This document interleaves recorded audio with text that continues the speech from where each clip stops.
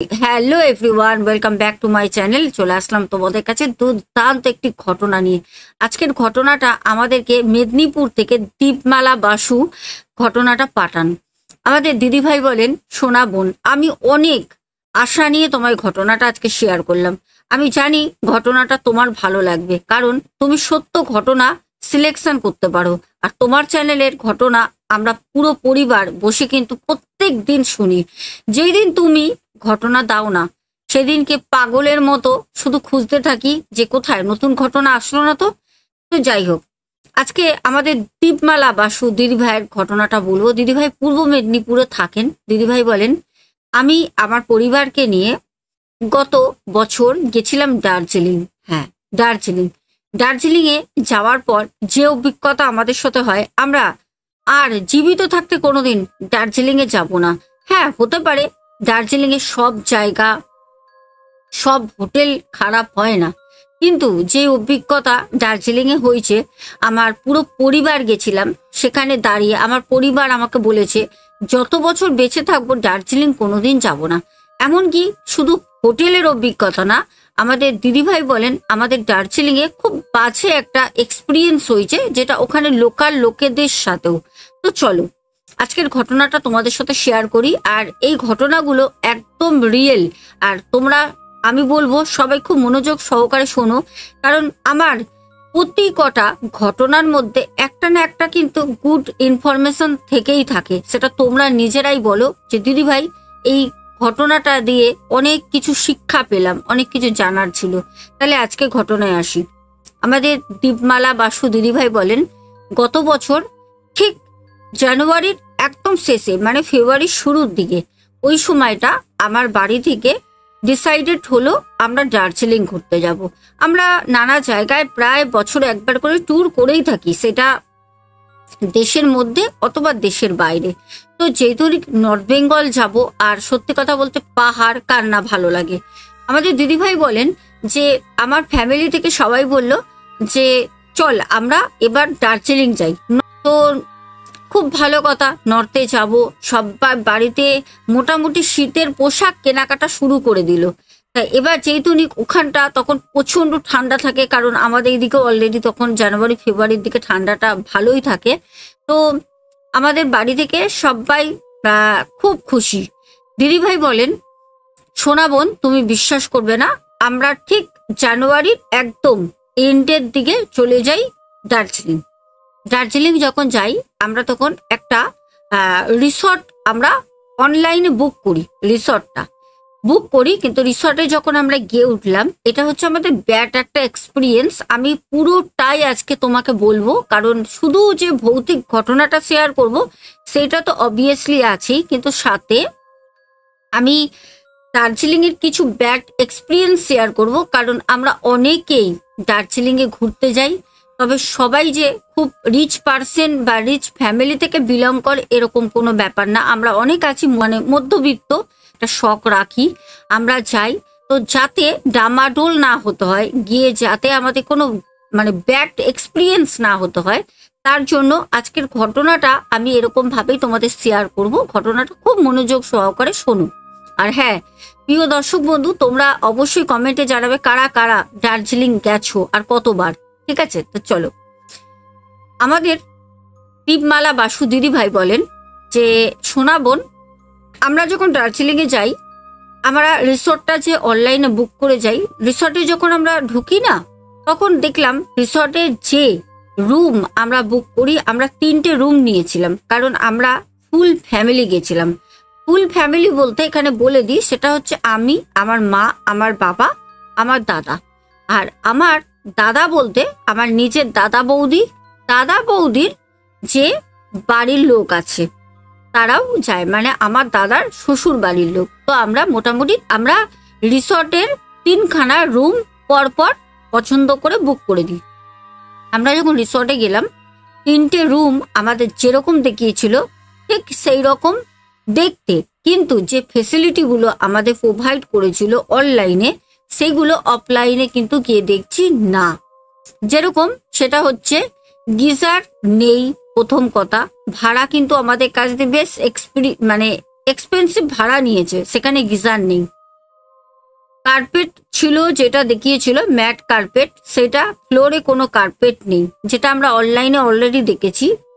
দেন ওখানে আমাদের যে রুম হিটার, কারণ ঠান্ডাটা ওই সময় বেশ ভালো দার্জিলিংয়ে, রুম হিটার যেটা প্রোভাইড করেছিল অনলাইনে, সেটা আমরা অফলাইনে গিয়ে দেখছি রুম হিটারও কিন্তু নেই। আমরা যখন তাদেরকে বলি যে আমরা তো অনলাইন এগুলো দেখেছি, তাহলে এগুলো আমরা পাবো না কেন ফেসিলিটিগুলো, আমরা নালে আদার্স কোনো রিসর্ট বা হোটেল আমরা বুক করতাম, তাহলে আপনাদের রিসর্ট আমরা আসতাম না। তখন ওখানে যে ম্যানেজার ছিলেন উনি বললেন যে এগুলো আমাদের জাস্ট শো থাকে অনলাইনে, যাতে অনলাইনে এগুলো দেখে মানুষ বুকিং করে, দেন এখানে আসার পর আপনারা এখনো নিতে পারেন, তার জন্য এক্সট্রা কস্ট আপনাদের পে করতে হবে, এক্সট্রা চার্জ লাগবে। আমাদের মাথায় হাত, একই আমরা যথারীতি রিসর্টটা দেখে নিয়েছি, বেশ ভালো ভাড়া, এ তো না যে আমরা ওই 1000-1200 টাকার রিসর্ট নিয়েছি, সেরকমও না। খাওয়া দাওয়া নিয়ে মোটামুটি আমাদের 4200 টাকা করে, মানে এক এক দিনের রুম রেট পড়েছে, মানে সবার এক একটা রুমে 3-4 করেছিলাম, পার হেড না কিন্তু রুম রেট বলছি, ঠিক আছে, পার ডে রুম রেট হচ্ছে 4200 টাকা। যাই হোক, এবার কিছু করার নেই, কারণ ওনারা কিন্তু টাকা আমাদের বলেছে রিটার্ন করবেন না। এবার আমাদের তখন বাধ্যতামূলক গরম জল করার জন্য একটা আলাদা টাকা ওরা নেয়, 1 বালতি জল করে দেবে, সেটা হচ্ছে 100 টাকা, বড় বালতি 1 বালতি জল 100 টাকা করে। এবার ধরে নাও আমরা মোটামুটি 13 জন মতো ছিলাম, 13 জনের প্রত্যেক দিন যদি 1 বালতি করে জল লাগে 1300 টাকা। তো একবেলা স্নান করতে, কারণ 1 বালতি গরম জলে কখনোই হবে না, তার মানে ধরে নাও আমাদের এক্সট্রা কত টাকা খরচা হয়ে যাচ্ছে। এটা একটা নতুন ব্যাড এক্সপিরিয়েন্স, যেটা আমি শেয়ার করে দিলাম। এবার দিদিভাই বলেন, সোনা বোন আমাদের রুম দেয়, যে রুম আমাদেরকে দেখিয়েছিল সেই রুমই আমাদেরকে দেয়, কিন্তু ওর মধ্যে একটা রুম আমাদের পরিবর্তন করতে হয়, কারণ ওই রুমটা এতটাই ছোট, আর দুটো যে রুম ছিল মোটামুটি ঠিক ছিল, আর একটা রুম আমাদেরকে দেখিয়েছিল কিন্তু 3টে রুমই সিমিলার, কিন্তু যখন আমরা যাই তখন আমাদের দুটো রুম দেয় মোটামুটি বিগ সাইজ, আর একটা রুম দেয় সেই রুমটা হচ্ছে অনেকটা স্মল। তখন আমরা বলি যে আমরা রুম দেখেছিলাম যেরকম সেরকম এই রুমটা না কেন, তখন ওনারা বলে যে আমরা তো আপনাদের 3টে রুমই দেখিয়েছিলাম, আপনারা নিজেরাই বুক করেছেন, এখন কেন এসব মানে বদনাম দিচ্ছেন। তো আমরা তখন বললাম যে না, আমরা যখন এতটা স্যাক্রিফাইস করছি, আমরা গিজার দেখেছি, রুম হিটার দেখেছি, রেড কার্পেট দেখেছি, মানে ম্যাট যে ছিল কিছুই যখন নেই, সবই আমাদের টাকা এর মধ্যে চার্জ লাগিয়ে লাগিয়ে সব ইনপুট করতে হচ্ছে, দেন আমরা তাহলে এই ছোট রুম কেন নেব, আমাদের এই দুটো রুম যেরকম আমাদের সিমিলার রুম চাই। তখন ওনারা বলল যে তাহলে আপনাদের গ্রাউন্ড ফ্লোরে হবে না, আপনাদের দোতলায় একটা রুম দেওয়া হবে, যেই রুমটা সিমিলার হবে। তো সেখানে আমার বাবা আমাকে বলল, দেখ দীপমালা, দরকার নেই, ছেড়ে দে, একসাথে থাকবো, 3 জন পরপর রুম আছে। আবার আমি তখন বাবাকে বললাম, কেন বাবা, ওরা যখন রুমটা আমাদের অনলাইনে দেখায় তখন ওরা আমাদেরকে একই রুম দেখায়, সাইজ সব কিছু, দেন ব্যালকনি নেই, যেই রুমটা ছোট তার ব্যালকনিও নেই, জামা কাপড় কোথায় আমি পাশের রুমে দিতে যাব, এটা কখনো হয়? আমি দোতলায় রুম নেব, সেটা আমরাই থাকবো। তো আমাদের দোতলায় রুমটা দিয়ে দেয়, আর নিচে ছিল আমার দাদা বৌদি, আর বৌদির দাদার একটি মেয়ে, ওর বয়স হচ্ছে 7 বছর, আর পাশে ছিল আমার দাদা বৌদির মানে মা বাবা। এবার যাক ভালো কথা, আমাদের উপরে রুমটা দেয়। এবার ওরা অনলাইনে যারা আমাদের হোটেলটা দেখিয়েছিল রিসর্টের, ওরা কি করে বলতো, ওরা না দুটো রুমকেই আমাদের 3টে দেখিয়ে দিয়েছে, মানে একই রকম তো রুমগুলো, ছোট রুমটা আমাদের দেখায়নি, যেটা আমরা পরে বুঝতে পারি। তো আমি এখানে যেটা বুঝলাম আমাদের দিদিভাইয়ের কথা, এরকম আমাকে অনেকেই বলেছে যে দিদিভাই কোনো জায়গায় ঘুরতে গেলে আমার মনে হয় অনলাইনের থেকে অফলাইনে গিয়ে হোটেল নিয়ে দেখে বুক করাটা অনেক বেটার। তবে এখন যেহেতু অনেক সবাই অনলাইনেই বুক করে, সেরকম হ্যারেসও কিন্তু প্রচুর মানুষ হয়, আমাকে প্রচুর ভিউয়ার সেরকম ঘটনা কিন্তু অলরেডি বলেছে। তো প্রিয় দর্শক বন্ধুরা, আমাদের দীপমালা দিদিভাই বলেন আমরা চলে যাই দোতলায়। দোতলার রুমটা আমাদের বেশ পছন্দ হয়, খুব খোলামেলা, তো সেই রুমটায় আমরা যখন ঢুকি তখন রুমটা না একটা মানে কিরকম একটা যেন স্মেল বেরোচ্ছে। তো আমরা যে ছেলেটি ছিল ওখানে তাকে বললাম যে ভাই এরকম হোটেলের রুমটা থেকে এরকম একটা স্মেল বেরোচ্ছে কেন? ঠিক খুব পচা গন্ধ না বা খুব ভালো গন্ধ না, কিরকম একটা ভ্যাপসানি গন্ধ। তো আমাকে তখন ছেলেটি বলল যে দিদি ভাই আসলে এখানে তো খুব ঠান্ডা, আর আমাদের এই যে বেডগুলো রয়েছে বেডগুলো তো ফিক্সড করা থাকে, আগে যেরকম ওগুলো ফিক্সড ছিল না, তো অ্যাডজাস্টেবল ছিল, এই দিক থেকে ওই দিকে করা যেত। এখন যেহেতু সব হোটেলে ফিক্সড করে দিয়েছে খাটগুলো, আর তার জন্য আমরা আসলে বন্ধই থাকে, এবার কাস্টমার তো আসতে থাকে, আমরা ওই লেপ কাতা বালিশ যেগুলো থাকে হাবি জাবি ওগুলো আমরা ঠিকমতো জানলা খুলে দিই, আর যেরকম রোদ পড়ে তার জন্য আর কি ওরকম একটা গন্ধ বেরোচ্ছে। মানে ধরো একটা ঘরের মধ্যে অনেকদিন মানে জামা কাপড় বন্ধ করে রাখলে যেরকম একটা স্মেল বেরোয়। তো আমাদের দীপমালা দিদিভাই বলে যে, আমি বললাম যে ওকে ঠিক আছে। তো আমরা কি করলাম, ওই ছেলেটিকে বললাম যে ভাই তোমরা একটু রুমে স্প্রে দিয়ে দাও আর উইন্ডো গুলো একটুখানি খুলে দাও। আর উইন্ডোর পর্দাগুলো যে ছিল খুবই নোংরা হয়েছিল, দেখে খুব ঘৃণা লাগছিল, এমনি রুমটা খুব সুন্দর। তো বললাম যে ভাই কিছু মনে করো না, আমরা তো সবই দেখেছিলাম এক, আর এখানে আসার পরে তো আমাদের আরো এক হয়ে গেছে, আমাদের তো টাকা দিয়ে দিয়ে এক্সট্রা চার্জ লাগছে, কিছু যদি মনে না করো তাহলে দুখানা উইন্ডো ছিল রুমের, দুখানা উইন্ডো, খুব সুন্দর ভিউ। বললাম দুটো উইন্ডোর যে কভারগুলো রয়েছে মানে পর্দা ওগুলো একটু চেঞ্জ করে দাও। তো সেই ছেলেটা তখন বলল ঠিক আছে দিদিভাই দিচ্ছি। তা খুব ভালো, সত্যি কথা বলতে সববার মানে ব্যবহার খুব খারাপ না, আবার কিছু মানুষ ছিল যার ব্যবহার খুবই খারাপ। তো যাই হোক উইন্ডোর যে পর্দাগুলো চেঞ্জ করে দেয়। যা হোক আমরা সবকিছু ভুলে যাই, দিয়ে দার্জিলিং এর মতো জায়গায় গিয়ে এইসব ধরে কে বসে থাকবে। তারপর আমরা সবাই হোটেলের যে নিচে একদম নিচে ছিল হচ্ছে রেস্টুরেন্ট, আমরা রেস্টুরেন্টে গেলাম।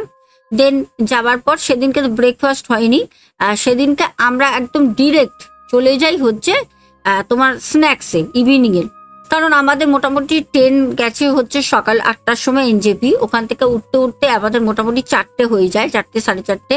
রুমটা যেহেতু বুকিং করা ছিল, তারপরে এই ওই কথা বলতে বলতে আরো সময় লেগে যায়। তো আমরা যাই, গিয়ে আমাদের স্যান্ডউইচ দেয় আর দেয় হচ্ছে কফি।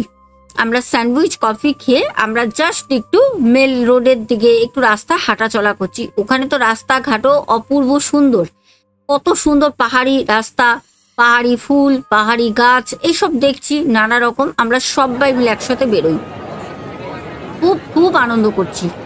এবার আমরা বেশ অনেকক্ষণ সবাই মিলে বাইরে থেকে বাইরের কিছু খাবার মোমো সব কিছু খাই। খাবার পর আমরা রুমে চলে আসি। রুমে আসার পর আমার বাবা বলল যে রাতে আমি কিছু খাবো না। আমার মা তখন বাবাকে বলল যে কেন, খাবার টাকা তো হোটেল থেকে নিয়ে নিয়েছে, কেন খাবে না? তো বাবা বলল যে না আমি খাবো না, কারণ আমার পেট ভার, কারণ বাবা বাইরে গিয়ে অনেকগুলো মোমো খেয়েছে। আর সত্যি কথা বলতে আমার বাবার বয়সও বেশ ভালো, বাবার এখন বয়স হচ্ছে 69 ইয়ার্স। তো বাবা একটু খাওয়া খুব মেনটেন করে চলেন। তো বাবা বললো যে না আমি আর খাবো না। তো আমার মা বললো যে ঠিক আছে তাহলে আমি দীপমালা আর আমি যাচ্ছি নিচে গিয়ে খেয়ে আসি আর ওদেরকে ডেকে নি। তো সবার ঘরে মানে ডোর গিয়ে আমরা নক করলাম। তো সবাই অলরেডি খাবার জন্য বসেই ছিল, বললো আমরা তোমাদের জন্যই বসেছিলাম। যাই হোক আমরা সবাই মিলে বাবাকে ছাড়া আমরা রেস্টুরেন্টে গেলাম। আমরা রেস্টুরেন্টে গেলাম, গিয়ে রাতের বেলা রুটি আর চিকেন ছিল, আর ছিল ওখানের স্যালাড, আর ছিল হচ্ছে চাটনি, আর একটা মিষ্টি দিয়েছিল গোলাপ জামুন। তো ওইটাই ওরা ইনপুট করেছিল আমাদের খাবারের মেলের মধ্যে, আমাদের যেহেতু টাকাটা ওরা নিয়ে নিয়েছিল অলরেডি। তো রাতের বেলা আমরা সবাই খাই ভাত, আর রুটিটা ছিল মানে যেটা তোমরা খেতে পারো সেটা কোনো ব্যাপার না, তুমি ভাতও নিতে পারো রুটিও নিতে পারো। যাই হোক খুব ভালো কথা, আমরা সবাই পেট ভরে খাওয়া দাওয়া করি, রান্নাও বেশ ভালো ছিল। দিদিভাই বলছেন সোনা বোন এত দূর পর্যন্ত আমাদের একটা গুড ব্যাটের সাথেও একটা গুড এক্সপিরিয়েন্স তোমাকে শেয়ার করলাম। এইবার যেটা বলবো সেটা হচ্ছে শোনো, আমরা রুমে চলে আসি, আমার বাবা দেখি রুমের গেটটা খোলা, যেরকম রেখে গেছি ওরকম মানে ভেজানো, ভিতর থেকে লক করিনি। বাবা দেখি ঘুমাচ্ছে। মা এসে বলল, এ কি তুমি গেটটাকে লক না করে ভেতর থেকে শুয়ে পড়েছো? আমরা চলে গেছি। কি গো, যদি কেউ ঢুকে যেত, ঘরে টাকা পয়সা এইদিকে ওইদিকে ব্যাগ ছেটানো ছেটানো যেটা হয় থাকে। তখন আমার বাবা বলল, আরে না, আমি ঘুমাইনি, আমি জেগেই ছিলাম। তো বলতে আমার মা বলল, ঠিক আছে। আমাকে বলল, দীপমালা তাড়াতাড়ি তুই ড্রেসটা চেঞ্জ করে চল শুয়ে পড়ি, কালকে সকাল সকাল আমাদের টাইগার হিলে যেতে হবে। তো সব কিছু কথাবার্তা হয়ে গেছে। আমার মা ঘরে গিয়ে ড্রেস টেস চেঞ্জ করে আমার যে দাদার শ্বশুর বাড়ি থেকে যারা গেছিলেন, মানে জেঠিমা, জেঠু, মানে শ্বশুর মশাইয়ের কথা বলছি, আমার দাদার শ্বশুর মশাই আর শাশুড়ি মা, তাদের সাথে আমার মা ফোনে কথা বলছে। তারা তো রয়েছে গ্রাউন্ড ফ্লোরে, আমরা রয়েছি দোতলায়, কথা হচ্ছে ফোনে ফোনে। তো বললো যে তোমরা সব শুয়ে পড়ো, আমরাও শুয়ে পড়ছি। তারপর দাদাকেও ফোন করলো, মা বললো বাবা শুয়ে পড়, সকাল সকাল উঠতে হবে। তো এদিকে আমার দাদার একটি মেয়ে, তার সাথেও কথা বললো। তো আমরা সবাই সবার সাথে ফোনে কথা বলে নিয়ে মা বাবা শুয়ে পড়ে। আমাদের দিদিভাই বলে, আমার একটা রুটিন আছে, যে রুটিনটা আমি এভরিডে নাইটে করি। ঠিক আছে, এভরি নাইট বলতে পারো, এভরি নাইট আমি করি। সেই রুটিনটা হচ্ছে, খাওয়া দাওয়ার পর আমি যেখানেই থাকি, বাড়িতে থাকি বা আমি যেই প্রান্তেই থাকি, আমি একটা হালকা করে এক্সারসাইজ করি, খাবারটা যাতে ডাইজেস্ট হয়ে যায়। আর সাথে আমি একটুখানি ফেসিয়াল এরকম কিছু করি এভরিডে। মানে ফেসিয়াল বলতে কি সেরকম হেভি ফেসিয়াল না, বাট ফেসের জন্য আমি কিছু ময়শ্চারাইজার, কিছু মানে ফেস লোশন, এগুলো আমি প্রত্যেকদিন ইউজ করি। আমাদের দিদিভাই বলছে, সোনা বোন তুমি বিশ্বাস করবে না, আমি সব কিছু করে যোগা করে আমি মুখের ক্রিম টিরিম যেগুলো আমি ইউজ করি সব কিছু, আর বিশেষ করে কেয়ার করতে হচ্ছিল যেহেতু ওখানটা প্রচণ্ড ঠান্ডা, সব কিছু করে আমি শুয়ে পড়ি। আমি যখন শুয়ে রয়েছি, আমার যে ডাইনিং, মানে ওখানে একটা ডাইনিং স্পেস ছিল, ওখানে আমি সাজিয়ে রেখে দিয়েছি আমার ক্রিমের মেকআপগুলো। বিশ্বাস করবে না, আমি তখনও বেডে শুয়ে রয়েছি, আমি ঘুমাইনি। আর আমাদের ছিল ডবল বেড, বাবা মা একটাই শুয়েছিল, আমি একটা বেডে শুয়েছিলাম। বলছে আমার ডাইনিং স্পেসের, ডাইনিং এর ওখান থেকে একটা একটা করে জিনিস কেউ যেন মনে হচ্ছে এরকম করে সরিয়ে সরিয়ে ফেলে দিচ্ছে। প্রথম আমার একটা কোনো সাজার কোনো একটা কিট পরে, কোনো একটা সাজার কিট পরে, তো মানে মেকআপ কিট। তো আমি না মানে ঘুমানোর চেষ্টা করছি, অনেক সকালে উঠতে হবে যেহেতুকুনি টাইগার হিলে যাব, বলে যে 3টের সময় গাড়ি আসবে, না হলে পারে তো আমরা টাইগার হিলে গিয়ে সূর্য উদয় দেখতে পারবো না। তো একটা পরে আওয়াজ হলো টাং করে, তো মেঝেতে পড়েছে। আমি চোখ বন্ধ করে না একবার চোখটা খুলে দেখলাম, তো আমি দেখলাম সবই তো ঠিক আছে, হয়তো অন্য কোনো জায়গায় কিছু হবে। তখনও কিন্তু বুঝতে পারিনি আমাদের দিদিভাই যে ওনারই কোনো মেকআপ কিটের কোনো একটা সামগ্রী পড়ে যায়। দিদিভাই ঘুমানোর চেষ্টা করছে, অলরেডি বলছে 5-7 মিনিটে আমার বেশ গভীর চোখে ঘুম চলে আসে। তারপর ঝপঝপ ঝপঝপ করে সব জিনিসগুলো পড়ে যায়। দিদিভাই সাথে সাথে উঠে বসে, আর রুমে একটা নাইট রুম জ্বলছিল। দিদিভাই দেখছে মেঝের মধ্যে দিদিভাইয়ের ওই যে মেকআপ কিটগুলো সবগুলো পড়ে রয়েছে, আর কিছুটা না ঢাকনাগুলো খুলে গেছে, একটা ভেঙে গেছে। দিদিভাই উঠে তখন বলছে, এ মা কি করে হলো, হ্যাঁ আমার সাজার জিনিসগুলো কি করে পড়ে গেল? দিদিভাই চিৎকার করতে থাকে, রাগ হয়ে গেছে। দিদিভাই কিন্তু কোনো রকম প্যারানর্মাল অ্যাক্টিভিটিস হচ্ছে বা কিছু এসব কিন্তু কিচ্ছু ভাবিনি। তখন দিদিভাই চিৎকার করতে, দিদিভাইয়ের যে মা ছিলেন তখন উঠে বলছে, এই দীপমালা তুই রাতের বেলা চিল্লাচ্ছিস কেন রে বাবু, শো না, সকালবেলা উঠতে হবে, তোর কি এত ফোনে কথা? তখন আমাদের দিদিভাই বলে, হ্যাঁ আমি ফোনে কথা বলছি, তুমি আমাকে ফোনে কথা বলতে দেখছো, দেখো আমার এই কিটগুলো সব পরে ভেঙে গেল। দিদিভাই বলে, সোনা বোন তুমি বিশ্বাস করবে না, আমার দুটো লিপস্টিক ছিল, লিপস্টিকের যে উপরের মুখগুলো ছিল ভেঙে গেছে, একটা কাজল পেন্সিল ভেঙেছে। আমি যে কি বলবো, কি বাজে অবস্থা হয়েছে, আমার খুব রাগ হচ্ছে রাতের বেলা। তখন আমার মা আমাকে বলছে, ওফ এটা তুই শুতেও দিবি না। মা বলে পাশ থেকে উঠে গেল ওয়াশরুমে। আমি ওখানেই চুপ করে কোমরে হাত দিয়ে আয়নার সামনে দাঁড়িয়ে রয়েছি।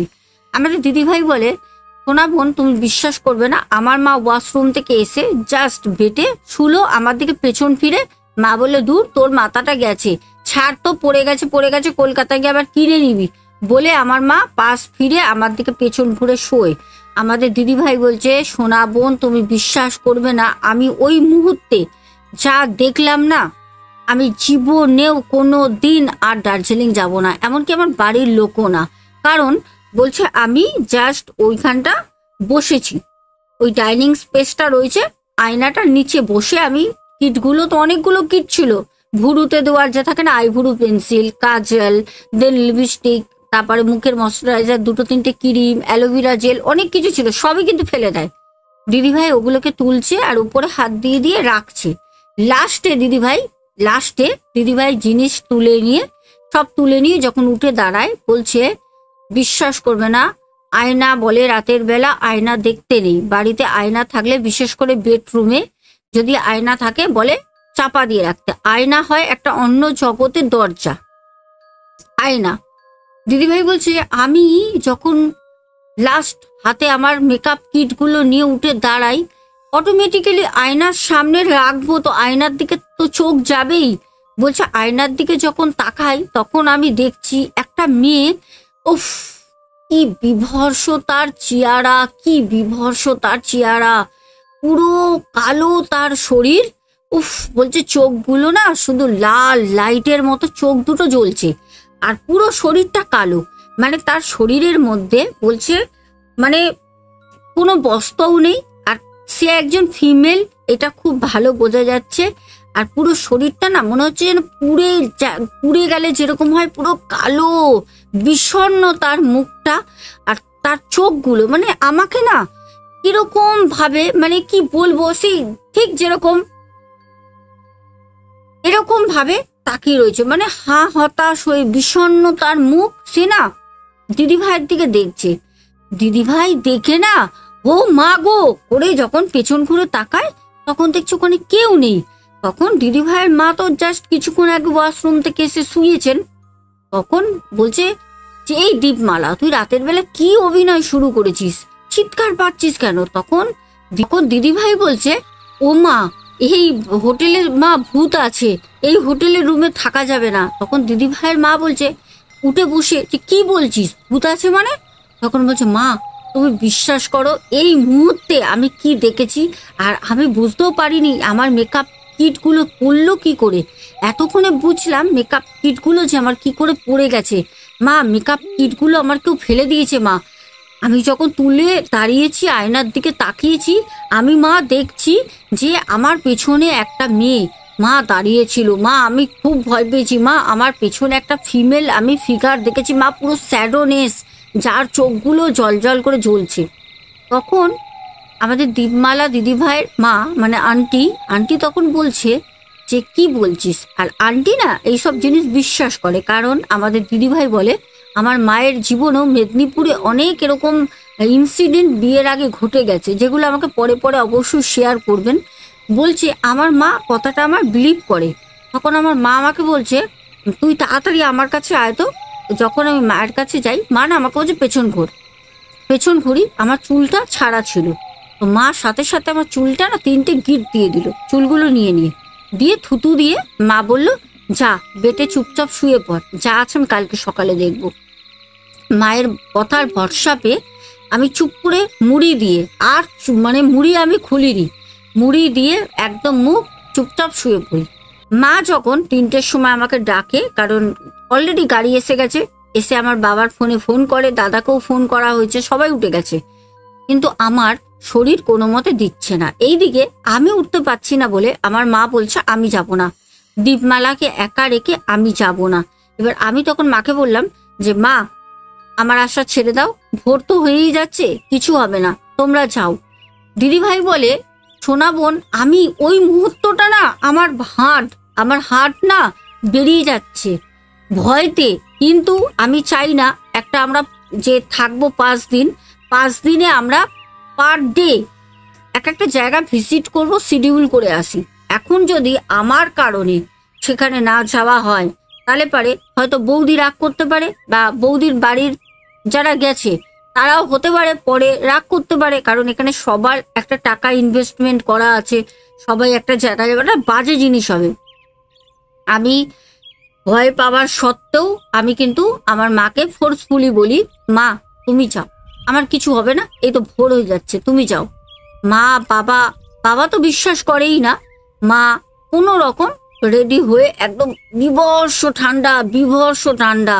এবার যেতুনি টাইগার হিলে, তখন বুঝতেই পারছো টাইগার হিল দার্জিলিং থেকে কতটা ওপরে, আর দার্জিলিং এত ঠান্ডা হলে, আর টাইগার হিল তো এত নিলিবিলি ফাঁকা, চারপাশে গ্রিনারি, পাহাড়ের একটা টিলা, ওখানে তো ঠান্ডা অবভিয়াসলি হবে। তো যাই হোক, সবাই শীতের পোশাক নিয়ে টুপি মাফলার টাপলার পরে, মোজা টোজা পরে সব বেরোলো। আমাদের দিদিভাই বলছে, সোনা বোন, আমি ভাবলাম এই আমার মাকে বাবাকে শেষ দেখা, হয়তো আমি আর আমার মাকে বাবাকে দেখতে পারবো না, কারণ রাতের বেলা আমি যাকে দেখেছি সে হয়তো এবার আমার ঘেঁটিটা মোটকাবেই। দিদিভাই বলছে, আমি চলে যাবার পর ফোনের মধ্যে হনুমান চল্লিশার চালাই, তো ফোনে আমার হনুমান চল্লিশা হচ্ছে, আমি একা একা শুয়ে একদম চিত হয়ে শুয়ে রয়েছি। আর তখন আমার মুখটা খোলা, আর ঘুটঘুটে অন্ধকার বাইরে, 3টে 3:30 বাজে, তখন তো আর আলো বেরোয় না, ঘুটঘুটে অন্ধকার। আমি শুয়ে প্রচন্ড ভয়ে কাঁপছি, আর ওই হনুমান চল্লিশা চালিয়ে আমি একা একা হনুমান চল্লিশা পাঠ করছি। আমাদের দিদি ভাই বলছে, সোনা বোন, তুমি বিশ্বাস করবে না, আমি তাকিয়ে রয়েছি তো, আর আমার ডান সাইডে বালিশের উপরে একদম কানের কাছে আমি হনুমান চল্লিশাটা একটু স্লো করে চালাই। জয় হনুমান জ্ঞান গুণ সাগর যখন হচ্ছে, বলছে আমার মা আর বাবা যেই বেডটায় শুয়েছিল সেটা হচ্ছে আমার পায়ের ধারে ছিল, মানে বেডটা ছিল দিদি ভাইয়ের এরকম আর মা বাবার এরকম, বিষয়টা বুঝতে পারছো? তো বলছে আমি শুয়ে আমার মাকে বাবাকে দেখতে পাচ্ছিলাম। আমি দেখছি আমার মা বাবার যে বেডটা রয়েছে সেই বেডের মধ্যে কেউ একটা অশরীরী, আমি কোনো শরীর দেখতে পাচ্ছি না, বেডের ওপর উঠলো। কারণ বেডটা যেহেতু অনেকটা সোফা, অনেকটা ডাউন হচ্ছে, আর একটা কচ কচ করে একটা আওয়াজ হচ্ছে, বেডের মধ্যে উঠেছে। কাঠের কিন্তু খাট না, আমি প্রথম থেকেই বলছি ফিক্সড করা খাট, কাঠের খাট না, কিন্তু জাজিম যে থাকে সোফা, তার কিন্তু একটা খচখচ করে শব্দ হচ্ছে।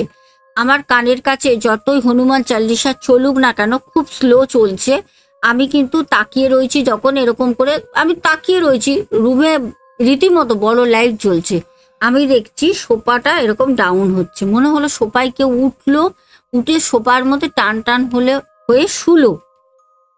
আমার এই দৃশ্য দেখে আমি প্রায় শেষ, কারণ আমি এমন একটা জায়গায় শুয়ে রয়েছি, এখান থেকে উঠে না আমি বেরিয়ে যেতে পারবো রুমের গেট খুলে, না আমি কিছু করতে পারবো, আমার কোনো মুভমেন্ট করার নেই, আমাকে রীতিমতো ওখানেই থাকতে হবে।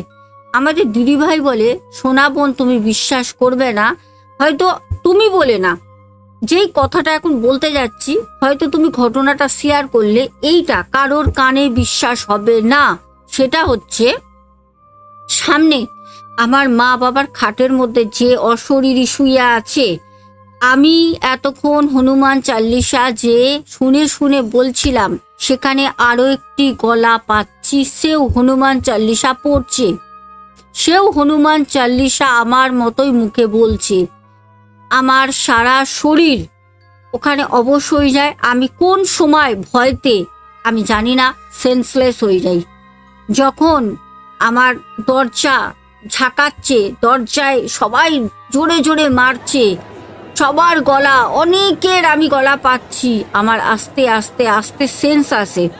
যখন আমার সেন্স ফেরে, আমি কোনো রকমে গিয়ে ভিতরের দরজাটা খুলি রুমের, কারণ আমি তো লক করে শুয়েছিলাম। আমার মা আমার বাবা আমাকে জড়িয়ে এসে ধরে বলছে কি হয়েছে। সেখানে শুধু আমার দাদা বৌদি বা দাদা বৌদির ফ্যামিলি ছিল না, আমার মা বাবা ছাড়াও ওখানে হোটেলের আরো অনেক মানুষ, প্রায় 30 থেকে 35 জন মানুষ আমার রুমের ভিতরে, দেন রুমের বাইরে। সবাই তখন বলছে কি হয়েছে। ওখানেই যারা আদার্স যারা পর্যটক ছিল তারা ভেবেছে হয়তো আমি সুসাইড করেছি ভেতরে, যার জন্য লোকে লোক হয়ে গেছে, হোটেলের লোক ভর্তি। তারপর আমি তখন সবার সামনে বলি যে এরকম এরকম হয়েছে। এইবার সব থেকে বড় কথা, কে কতটা বিশ্বাস করেছে জানি না, কিন্তু আমার মায়ের যে বেডটা ছিল, মা বাবা শুয়েছিল, ওই বেডের মধ্যে না কালো কালো ছোট ছোট, যেরকম বাচ্চাদের হাত হয় না, বাচ্চাদের হাতের দেখবে এরকম থাবা যেরকম দেয়, এরকম কালো কালো একটা শ্যাডো সেই সাদা বেড কভারটা তো পুরো সাদা। তো পুরো হোটেলে যতগুলো বেড আমরা দেখেছিলাম সবই সাদা, বালিশ বলো বেড বলো কভারগুলো সাদা। ওর মধ্যে না ওরকম ছাপ ছাপ ছাপ ছাপ মনে হচ্ছে কেউ, যেরকম কুকুর বা বিড়াল, যেরকম আমার বাড়িতেও তো ডগ আছে আমি জানি, ও যখন উপরে হাঁটে না তখন ওর পায়ে যদি কোনো ধুলো থাকে সেগুলো কিন্তু চাদরের মধ্যে ছাপগুলো পড়ে। সেম সেম বেড, যে মা বাবার যে বেডটা ছিল ওই বেড কভারের মধ্যে ওরকম হাতের, নট পা, হাতের ওরকম ছাপ ছাপ ছাপ ছাপ। এইটা দেখার পর আমার মা বাবা, হোটেলের যারা ছিল ম্যানেজার, তারা তো খুব বড় বড় আগে অনেক কথা বলছিল, আমাদের সাথে অলরেডি চিট করেছে, খুব ব্যাড এক্সপিরিয়েন্স তোমাদের আগেই বললাম। তখন আমার মা বাবা ওদেরকে বলছে যে এইটা কি, আমরা তো চলে গেছি, এটা তো আমার মেয়ের হাতের ছাপ হতে পারে না, এটা একটা বাচ্চা, খুব জোর হোক 8 বছর 9 বছরের একটা বাচ্চার হাতের ছাপ হবে, এই ছাপটা কোথা থেকে আসলো? তখন হোটেলের লোক বলছে আপনারা এখানে ফালতু ঝামেলা করে আমাদের সাথে সুবিধা করে পাবেন না, আপনারা কলকাতায় রিটার্ন যেতে পারবেন না, আপনারা ফালতু এগুলো করছেন। তখন হোটেলের আরো যারা কলকাতার সাইড বা আদার সাইড থেকে পর্যটক গেছে তারা তখন সবাই না ওই হোটেলের যে ম্যানেজার ছিল তাকে মারতে যায়। তখন বলছে আপনারা কি বাজে কথা বলছেন, এইটা কোথা থেকে আসলো? নিশ্চয়ই আপনাদের হোটেলে এর আগে পাস্ট কোনো একটা ব্যাড কিছু আছে, তো ঘটনা ঘটেছে। তখন ওরা বলবে না। তখন মারতে যখন যায় তখন ওই একটা ছেলে বলছে কি আপনাদের ভালো না লাগে আপনারা চলে যান, টাকা আপনাদের রিটার্ন দিয়ে দিচ্ছি। আমরা যে ছিলাম না একদিন তার টাকাও আমাদের রিটার্ন দেয়, পুরো টাকা। আমরা একদিন ওদের ফ্রিতে খাওয়া দাওয়া সবকিছু আমরা ইউজ করে এসেছি, ওরা টাকা দিয়ে দেয়। আমাদের 3 জন ফ্যামিলির আরো 2টো ফ্যামিলি ছিল, তাদের টাকাও রিটার্ন করে দেয়। তারা বলে আমরাও থাকবো না। অ্যাকচুয়ালি তারা ওইটা সুযোগে সদ্ব্যবহার করে নেয়, কারণ তারা যে ছিল 3 দিন, 3 দিনের টাকা ওরা রিটার্ন নিয়ে নেয়। মানে হোটেলের পুরো লস। আর হোটেলে লস হওয়াটা ঠিকই হয়েছে, ওদের সেটা শিক্ষা হওয়াটা দরকার ছিল।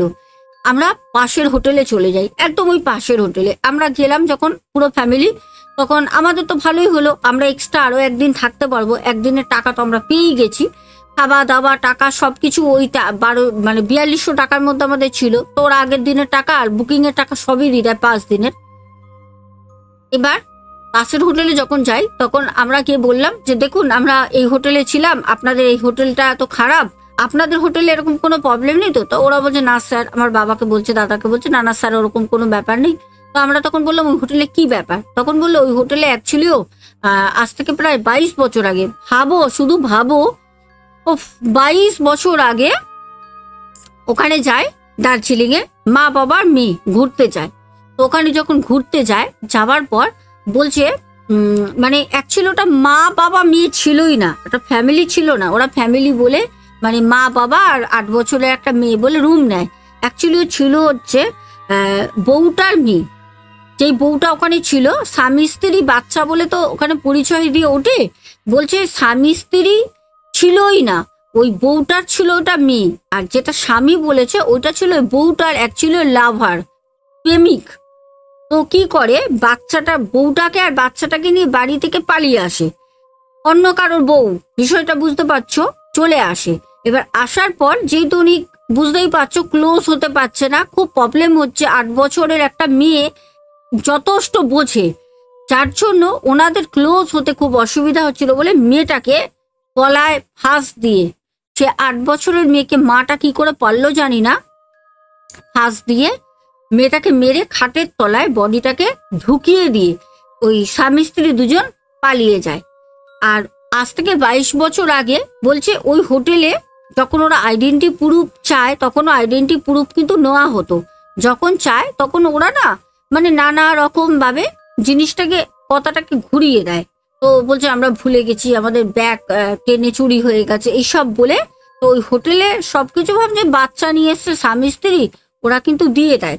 এমনকি যেই হোটেলে আমাদের দিদিভাইরা পরে ওঠে, দিদিভাই বলছে বিশ্বাস করবে না সোনা বোন, বলে ওই হোটেলে শুধু ওই মেয়েটা বলে না, এর আগেও অনেকের ওই হোটেলের মানে নানা রকম রুমে, একটা রুমে না নানা রকম রুমে নাকি এরকম গলায় দড়ি দিয়ে মরেছে। ঘুরতে এসে বন্ধু বান্ধবী নিয়ে এসছে, কথা কাটাকাটি হয়েছে, ওই বিয়ারের বোতল ভেঙে পেটে ঢুকিয়ে দিয়েছে, গলায় টেনে দিয়েছে। মানে ওই হোটেলটা একদম জঘন্য, একদম বাজে রেপুটেশন ওই হোটেলটার। যাই হোক, এটা আমরা জানতে পারি, আমরা বেঁচে যাই যে আমরা পাশের হোটেলে ছিলাম। আমরা পাশের হোটেলে 6 দিন ছিলাম, আমাদের সাথে কোনো রকম ব্যাড এক্সপিরিয়েন্স তো হয়ইনি, আর ব্যবহারও ভালো, খাওয়া দাওয়াও ভালো। দেন আর একটা কথা বলি, যেই হোটেলটার এতক্ষণ কথা বললাম, ওই হোটেলটা বাইরে দিয়ে দেখতে খুব সুন্দর, খুবই সুন্দর, সাদা আর সবুজ কালারের রং করা, এখনো সেমই রং আছে, অনলাইনে সার্চ করলে পেয়ে যাবে, এখনো সেম আছে। কিন্তু ওই হোটেলে যেরকম দেখাবে সেরকম কিন্তু ওই হোটেলে গিয়ে কোনো ফেসিলিটি পাবে না, তারপরেও থাকতে পারবে না, সেটা হচ্ছে ভূতের উপদ্রব। কিন্তু আমার দাদা, বৌদি, মেয়ে আর এইদিকে হচ্ছে দাদার বাড়ির যারা ছিল, শ্বশুর মশাই, শাশুড়ি মা, তাদের রুমগুলো কিন্তু যে গ্রাউন্ড ফ্লোরে ছিল কিছু হয়নি, কিন্তু দোতলার ওই রুমটায় আমাদের দিদিভাইয়ের সাথে ঘটনাটা ঘটে। তো যাই হোক প্রিয় দর্শক বন্ধুরা, ঘটনাটা কিন্তু দারুণ লোমহর্ষক, দারুণ। আমি যখনই পড়েছি না, আমার যখনই ঘটনাটা ভালো লেগেছে আমি নিয়ে নিয়েছি। খুব তাড়াতাড়ি আসছি আরো কিছু ঘটনা নিয়ে, যেই ঘটনাগুলো এতটাই ভয়ঙ্কর হতে চলেছে, রীতিমতো তোমরা বলবে দিদিভাই ভয় পেয়েছি। আর হ্যাঁ, এটা বলে দিই, পুজোয় আমি যেটা ভাবনা চিন্তা করে দেখেছি, অষ্টমীর রাতে আর বিজয়া দশমীর রাতে আমি তোমাদের এই 2 দিন ঘটনা শেয়ার করব। দেন আর কোনো ঘটনা আমি দেব না, কারণ পুজোর সময় সবাই আনন্দ করবে জানি। যদি তোমরা তাও বলো তাহলে আমি 3 দিন দেব। আর হ্যাঁ, আর একটা কথা বলি, অনেকেই তোমরা কালকে দেখেছি আমাকে কমেন্টে বলেছো দিদিভাই পুজোর কিন্তু তোমার মিনি ব্লগ চাই। আমি তোমাদের কাছে বলে দিই, অবশ্যই মিনি ব্লগ পাবে, কিন্তু আমাদের বেঙ্গলি ব্লগার সোনা চ্যানেলে আমি মিনি ব্লগগুলো শেয়ার করব না, কারণ এর কন্টেন্টটা আলাদা। তো আমার যত মিনি ব্লগ আসবে সেটা থাকবে হচ্ছে আমার যে আর একটা চ্যানেল আছে যা ইচ্ছা, যেটা 1 বছর আগে খোলা, যেটা আমি অ্যাক্টিভ থাকি না, ওইখানে আমি কিন্তু মিনি ব্লগ বলো, এমনি ব্লগ, খাওয়া দাওয়া, কোন প্যান্ডেল হপিং করছি, দেন কি খাচ্ছি, কি পড়ছি, কারে মানে ফ্যামিলির সাথে ঘুরতে যাচ্ছি, কে কে সাথে যাচ্ছে, সব কিছু ডিটেলস তোমরা পেয়ে যাবে হচ্ছে যা ইচ্ছেতে। আমি তোমাদের আজকে কমিউনিটিতে, ঠিক আছে, আজকে তোমাদের আমি ডিসক্রিপশন বক্সে কিন্তু আজকে আমি তোমাদের কমেন্ট বক্সে পিন করে দেবো। দেন গতকালের রাতেও কিন্তু পিন করা আছে ঘটনায়, তোমরা ওই চ্যানেলটাকে সাবস্ক্রাইব করে রাখো। ওখানে কিন্তু এবার থেকে শুধু পুজোর বলে না, এবার থেকে রান্না বলো, ঘুরতে যাওয়া বলো, ওখানে আমি ছোট ছোট মিনি ব্লগ তোমাদের সাথে শেয়ার করব। তোমরাই বলেছো দিদিভাই মিনি ব্লগ দাও, তো এই চ্যানেলে শুধু আমার রিয়েল স্টোরি আসবে, আর যা ইচ্ছাতে আসবে হচ্ছে আমার মিনি ব্লগ, লাইফস্টাইল, যেটা করছি, কোথায় যাচ্ছি, কি কিনছি, কার সাথে যাচ্ছি, সবকিছু তোমরা দেখতে পাবে। যদি ইন্টারেস্টেড থাকো তবেই কিন্তু যা ইচ্ছা চ্যানেলটা আমি তোমাদের লিঙ্ক দিয়ে দেবো, লিঙ্কে ক্লিক করে অবশ্যই সাবস্ক্রাইব করে বেল আইকন অল করে রাখবে, ঠিক আছে? আমি কিন্তু কাউকে জোর করব না, যার ইচ্ছা হবে অবশ্যই করো, যে আমাকে ভালোবাসো, আমার লাইফস্টাইল দেখতে চাও। আজকের মতো টাটা, গুড নাইট, সবাই খুব ভালো থেকো, চলো।